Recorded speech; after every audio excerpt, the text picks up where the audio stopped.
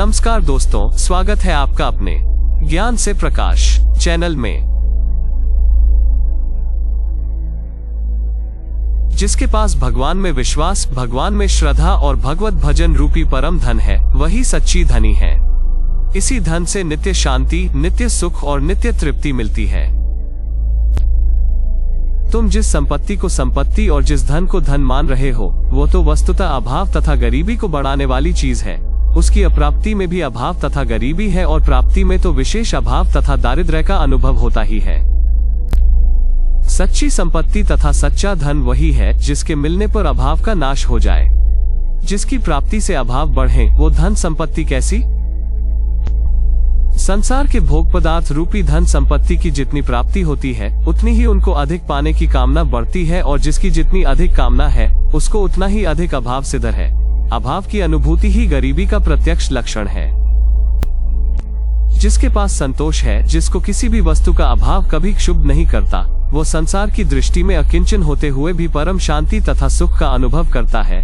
बड़े बड़े धनी, अधिकारी, शासक, नेता रोते हैं, पर वह निरंतर अपनी निर्मल स्वाभाविक शांति में निवास करता हुआ सुखी रहता है।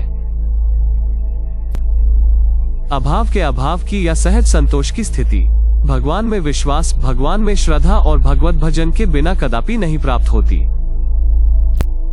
कामना एक भयानक आग है जो विषय रूपी ईंधन तथा घृत की आहुति पड़ने पर उत्तरोत्तर बढ़ती जाती है, और जितनी ही बढ़ती है उतनी ही जलन, उतना ही संताप अधिक बढ़ता है। कामना की आग में जलते हुए मनुष्य चाहे कितने ही दुर्लभ भोग पदार्थ प्राप्त कर लें, चाहे कितना ही ऊंचा पद पा जाएं, उनका जीवन जलते हुए ही बीतता है। वे जलते हुए ही मरते हैं और उसी आग को साथ लेकर वे जलते हुए ही कहीं जाकर जन्म लेते हैं। इस कामना की भयानक अग्नि का नाश काम्य वस्तुओं की प्राप्ति से नहीं होगा, इसका नाश होगा भगवान में विश्वास और श्रद्धा करने से, भगवान के मंगल विधान में मंगल का विश्वास करने से, एवं उस भजन को ही परम साध्य वस्तु मानकर तथा विश्वासपूर्वक निर्भर होकर भगवान का भजन करने से। तुम्हें मानव शरीर ईश भजन के लिए ही मिला है। तुम मोह में पड़कर यहाँ की वस्तुओं को सुखरूप देख रहे हो और उनके पाने के लिए सदा चिंतित तथा मिलने पर उनमें मोह ममता करके अपने असली काम को भूलकर अपने ही हाथों अपना बड़ा भारी नुकसान कर रहे हो। जगत का कोई भी नुकसान नहीं है। वस्तु के अभाव, अप्राप्ति या प्राप्त वस्तु के विनाश और वियोग को ही तो तुम नुकसान मान रहे हो। वो नुकसान तुम्हारे मरते ही तुम्हारे लिए हो ही जाएगा।